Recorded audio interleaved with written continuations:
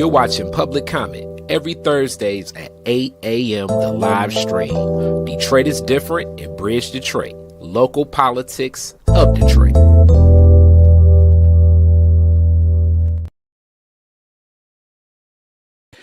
All right, welcome back. Welcome back to another episode of Public Comment where we cover municipal politics of the city of Detroit. This happens live stream every Thursday at 8 a.m. So if you're up early watching this, definitely like, subscribe, share with a friend, let them know. And then also, while you at it, you might as well support Detroit is different. So hit that banner, give some dollars to this whole operation. I'm Khary Frazier, founder of Detroit is different, but here I am, I would guess I consider the community content voice of Public Comment, giving some context to a lot of the stories. And the stories are anchored by a very special notebook that you can get at Bridge Detroit weekly. And sometimes it's not even weekly. This past week, you had a couple different drops of information from the good brother Malachi. Malachi, how you feeling today? Good morning. I'm feeling good. Yeah, you're right. Sometimes, so it's all free Wednesday morning. It comes out first thing in the morning. But I feel like once a week is not enough for all the news that's going on in the city when it affects the council and municipal government. So sometimes we do have a bonus. I think there's gonna be a bonus this week as well. So. Yeah. Oh yeah. It's a lot happening around municipal politics, especially in an election year. Some of this may say, hey, let me get elected or reelected. People may be thinking that's what's going on. Either way, it's a lot of different topics going on. And here at Public Comment, we plan to keep that uplifted. Along with Public Comment, it's going to be a new venture. It's going to be called Detroit Next, where it'll be from a journalist lens. So think like Meet the Press in the barbershop, all together, anchored by Malachi and Stephen Henderson. Malachi, talk a little bit about it. Yeah, I mean, we just thought that there needs to be a better way for us to reach people when it comes to the important, mayoral and city council elections that are happening this year. And we see, I mean, after covering the 2024 race, seeing too many people, sit on the sidelines and not, I mean, and be frustrated for legitimate reasons. Don't get me wrong, but like the kind of voter apathy that gets talked about a lot, which is a complicated conversation to have. We wanted to find a way to get people more interested. That's really the bottom line. Like we're just trying to help people understand why it's important, give them good information, provide them with a reliable place to learn about, what's going on in their city, and help them make a good choice this year, because it's a lot of folks are talking about this mayoral's race as a generational decision that the city is going to make. We're kind of coming into a new era, and so there's a lot to explore, and me and Steven wanted to do that, and thankful that Khary's got the resources and the expertise and the know-how and the professionals to put it all together. So we're still getting toward our first launch date, but if you want to subscribe to the Bridge Detroit YouTube channel, you can be there when it starts, and it'll be dropping pretty soon. I can't say too much. Yes, it will be coming very soon, so you can probably snuggle up for Valentine's Day and find out why you're in love with the politics of the city of Detroit while checking out some Public Comment and some Detroit Next very soon. This is what we're doing here, offering people platforms and voices. So you can kind of think of this as like definitely a lot of sauce that I'm throwing into a lot of these stories, starting with a story that's near and dear to the high school me. We're talking about the Detroit Department of Transportation. In high school me,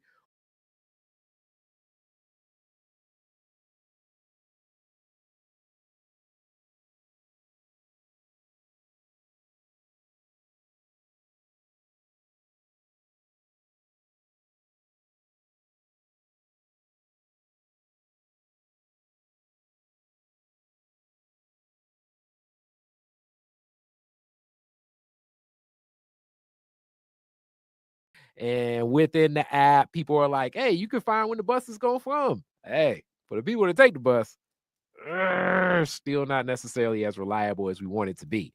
So when we look at what's happening, DDOT overhaul. So it's a funding push right now where transit advocates are asking Detroit to increase funding for buses across the board. This is big. This is really big when we think about it, because City Council is going to have its budget hearings very soon. We look at this March 17th. that basically is here right now. And for the improvements wanted, so buses every 15 to 30 minutes. So that is 2 times the number of drivers, 60% more buses, and they want to have better transit throughout. So when we think about something like that, right? So look at that. That is double the drivers and more than 60%, I believe it said. 60%. So it's it when we think about like just the capacity of that. So I can only imagine. I got to go into the back in the day resources of what was already added, because it's been a big push in transit, period. Smart has been enhancing, even though I know Smart is not DDOT, what it's been doing with drivers and what it's been doing with its fleet. And DDOT needs to definitely stay afloat with this. So it's a lot of people in transit advocacy with this. You had Karen Hammer gave a quote about this. And definitely council member Santiago Romero is like, yo, we definitely need to invest a whole lot more in this and what the frequency of the drivers will be. And it's a big push about this. With all of that being said, Malachi, let the people know what was happening in discussion. Yeah, so DDOT Reimagined is kind of like the master plan for overhauling the bus system. It's been out for more than a year now, and this was the council formally saying we like this idea, but without more money, it seems difficult to implement a lot of what they're changing. As you saw there, the biggest thing is increased frequency, which means the buses show up more often, which means there will no longer be, if this is implemented, any buses that run on an hourly basis. They would all be half an hour or less. And the major routes, I think there's like 7 or so of them, the major streets that kind of run through the city, east, west, north, south, those would be down to like 7 to 15 minutes. A bus would arrive every 7 to 15 minutes, which is that's pretty substantial change from what we have right now. And what is like Very much so. what does frequency get you? It gives you more options. It allows the system to be more flexible. It allows it to be more convenient for people's schedules. I take the bus usually downtown every Tuesday to cover these city council meetings. I'll either take the Mac bus or I'll take the Kercheval bus because I'm kind of by that corner of Mac and Van Dyke. I would guess. Let me say this as a former rider, I'm guessing that the Mac is probably a little bit more consistent than the Kercheval. But if the Kercheval comes, I imagine that's a very smooth ride. Yeah, I think the Kercheval ride's a little nicer because you're going down by the river, and sometimes the sun's coming up as you come into downtown, so it's a little nicer than the Mac drive. But the Mac bus is definitely more reliable. But those run every half hour, so if I miss one, if I come out to the end of my block, I got to make a decision. Do I have the extra 30 minutes to wait for the next bus to come up, or is it better for me to hop in my car? And so I think like increasing the frequency will help people become first-time bus riders. I think it'll help when you're connecting different routes together, of not turning that into an all-day, experience, trying to line up the schedules. But again, to do that, they need more drivers, they need more buses operational, they need more mechanics. And part of the problem with not hiring enough drivers is the pay, and the council and the mayor increased the pay for drivers. I think that was almost 2 years ago now. Yeah, it like was right at the start of last year, I think, or the end of 2023, basically. Yeah. So even with the increase of pay, let's get back to from the driver scope before we go into like the capacity scope.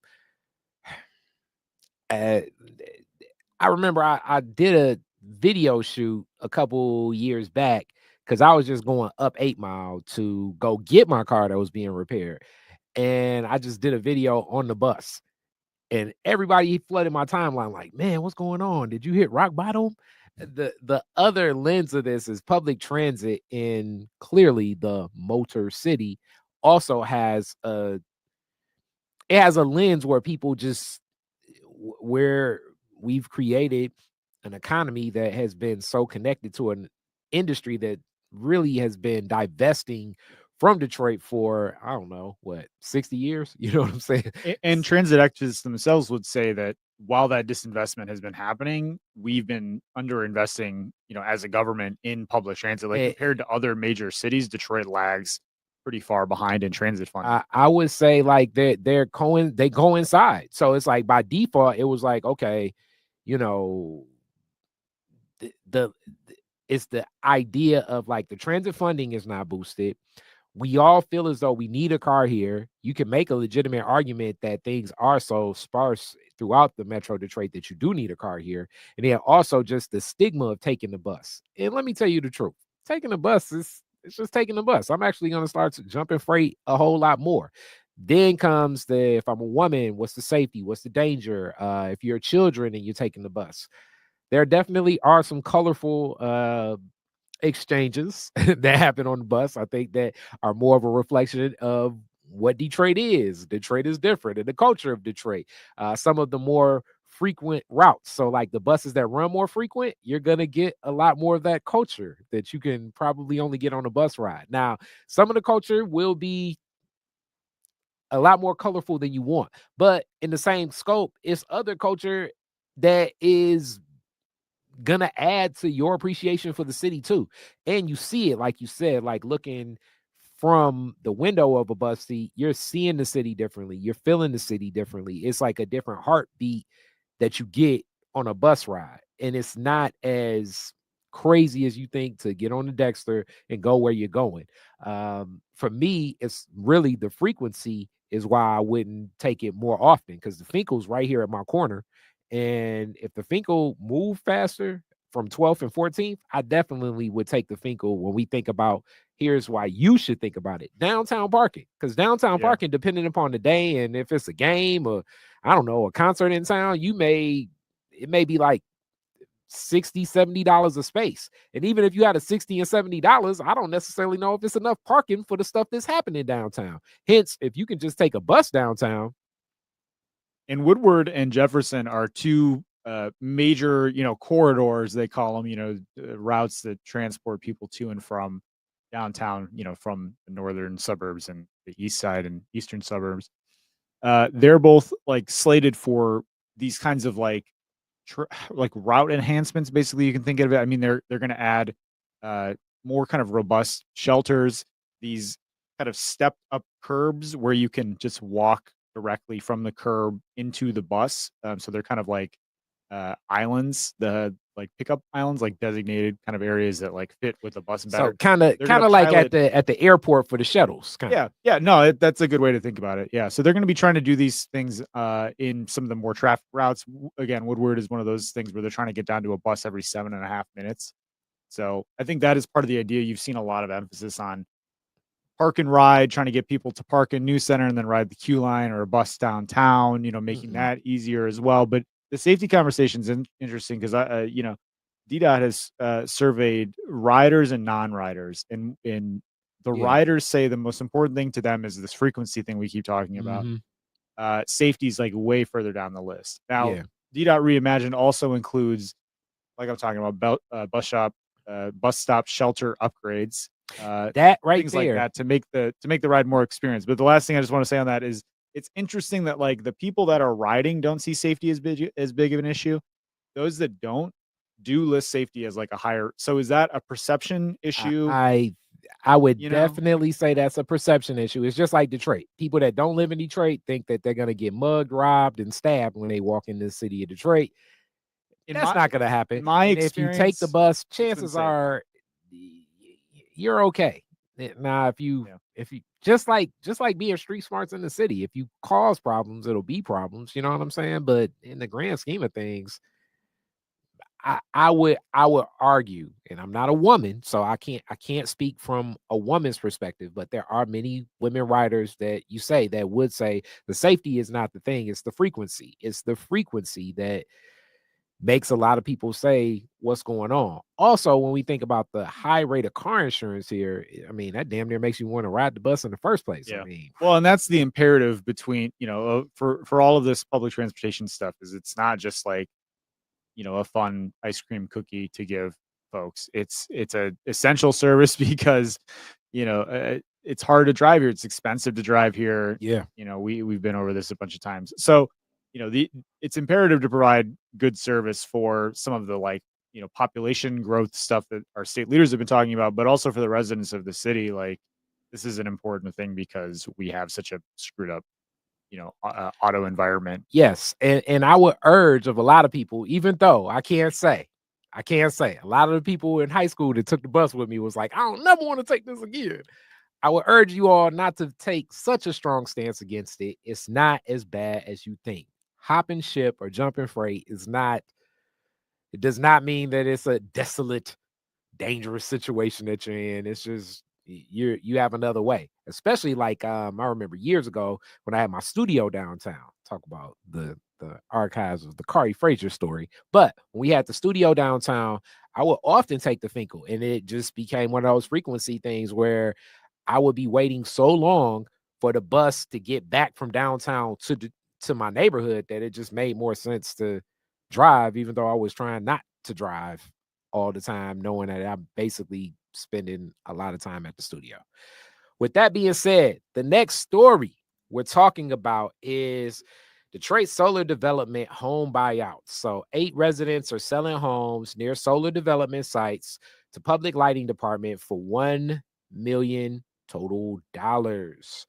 The concept of this goes into that neighborhood solar plan.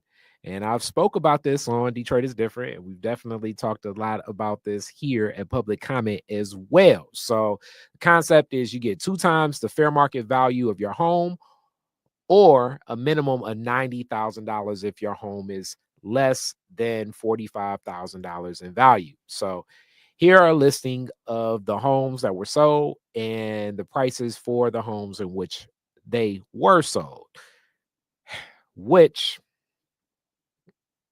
brings me to a lot of my challenge for this whole concept of neighborhood solar.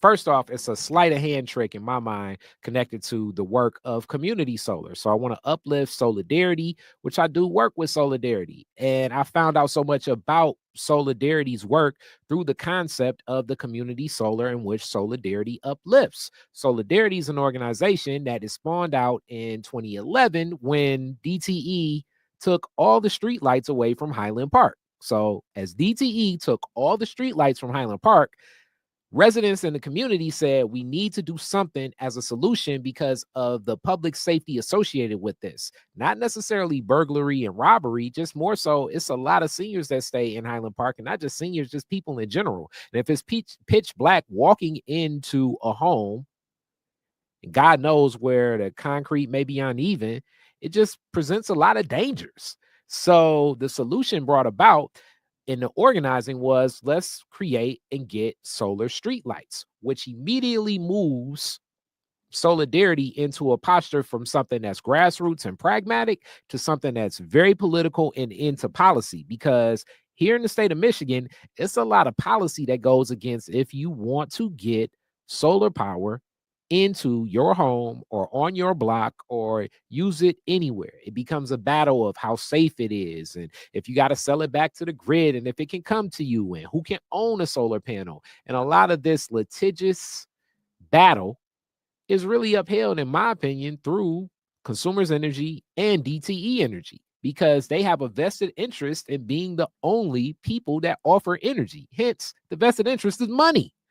So when we look at something like neighborhood solar that is taking tax dollars from the city of Detroit and buying property, meaning they're buying these homes and definitely taking access to the use of a lot of these lots in more desolate communities like District 1, and they're going to put a solar field there for solar power under the guise of it's going to empower municipal buildings, and it's going to help the community because these people will get energy efficiency upgrades. Guess what the best energy efficiency upgrade would be? To give them solar power. So it's going to be people living next door to solar fields in the city of Detroit.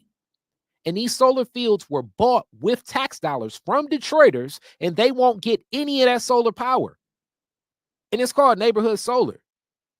This is horrible. I can only liken it to being in South Africa, living next to a diamond mine, and not being able to get any of the profits from living next to a diamond mine. Because if you want solar power for the municipal buildings, which I still argue that Little Caesars Arena and Hudson's is a municipal building, then why can't the resident get it? Now, I did have a talk last year with Khary Frazier, that is the Officer of Sustainability for the city of Detroit. And she said, no, no, no, no. None of the solar power will be used for Little Caesars Arena. It'll just be for fire stations and recreation centers and stuff like that. And my argument even to her was, if it's paid for by the people, it needs to be for the people as well. And I don't know how stuff like this always happens to Detroiters, where our tax dollars are being used for assets that are not coming back to residents. And then you exploit a lot of residents from living in communities like this where nothing usually happens. Councilmember James Tate spoke about this during the policy conference, because some of these fields are taking place in District 1, where he's at, where he's like, yes, the residents that live there directly are saying, yeah, let's get the solar field. But a lot of the residents throughout District 1 are against this. And the gripe is that the people that support it are like, we support it because the city's done nothing over here for forever. So them giving any option is the best opportunity. And I do also think that it's exploiting the poverty that exists throughout the city of Detroit too. So when we think about what you can get and what access to things like that. So like, if I live in one of those homes, because clearly it's desolate because the city hasn't done any development in years. I mean, I can only imagine if you want to like refinance your house and buy into it and get a new roof or get repairs and everything, you're basically on an island where this is the best option and kind of like the only option that you have. It becomes gangsterism. And that's sad and unfortunate. So that's my stance about neighborhood solar not really being for residents and neighbors in the community. Malachi, I know that's a lot more sauce, but the community ain't going in public comment, but there you go. Yeah, I think it's really important to watch where these conversations are going. There's a bill back in Lansing, I believe, that would make some adjustments to community solar, making it easier for individuals to get solar panels and sell some of that energy back to the grid. Currently, it's very difficult to do that because of the laws in our state, which obviously are influenced by lobbyists, including powerful lobbyists at DTE. So very, very, I got to uplift that. Yeah. Some of the biggest lobbyists in this state are for DTE. And they're across the aisle. It's not like one of those things where, oh, they're paying for all these Republicans. They're paying for Democrats, Republicans, independents, everybody across the board. When we really even think of the MPSC, the Michigan Public Service Commission, that makes designations on rates and the affordability and the safety of how energy is delivered throughout the state of Michigan, you should find it very troubling, just like I do, that every chance that DTE can ask for a rate increase, it always asks for a rate increase at the most. And I still feel as though we're paying the most for a quality of service that is not the best. Especially in times like this, I can only imagine with the snowstorm that's happening right now that you're going through. You're thinking to yourself, man, I hope my power doesn't go out because snow is falling. Because that's the reality we live in with this service that we overpay for as well. So we're paying for some of the highest energy in the United States of Michigan. I mean, in the United States, in Michigan, through DTE, and it's some of the most unreliable too. So it's like, I don't even get. It's like I'm paying to rent a Rolls Royce, but I'm driving away with an Escort. This is ridiculous, and they're blocking you from being able to rent an Escort at Escort prices or a Rolls Royce at Rolls Royce prices. It's ridiculous. Man. As we say, the price of being poor, it's a lot on us. This is the community voice of public comment. Malachi. Yeah, I mean, we're just going to, on my end, I'm going to keep tracking how the city compiles the land that they need to put these solar farms together. And they're doing that obviously through a combination of buyouts, land swaps, and eminent domain they have not had to trigger yet, but they have the ability to. And so we're going to be watching to see what happens there. I mean, I think the big thing is, we're clearing out. I mean, clearing out's maybe not the right word because a lot of this land is vacant and not being used already. But we're dedicating large chunks of land in the city to these solar farms, and I think people, are going to continue to ask, what is the public benefit for this?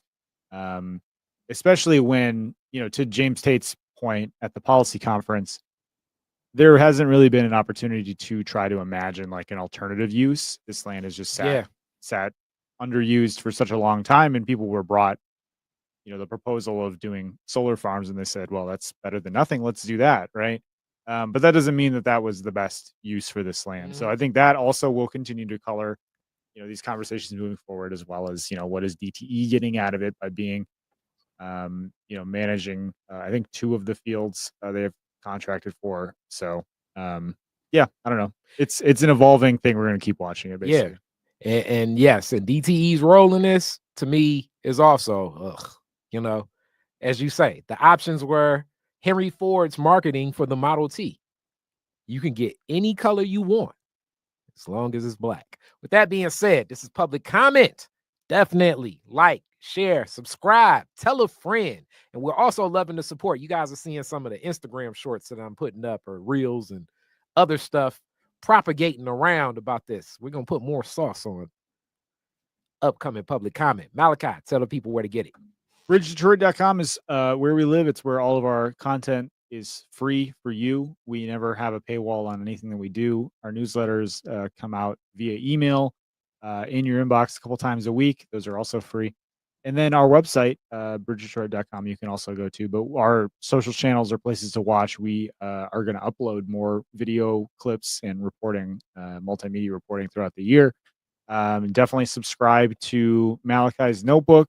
You can do that on BridgeDetroit.com. So really just go there, see what you like, and support us if you can. We're a nonprofit newsroom trying to be responsive to the needs of residents in the city, but that only works if we have good communication with you all, and always looking to improve that. So reach out.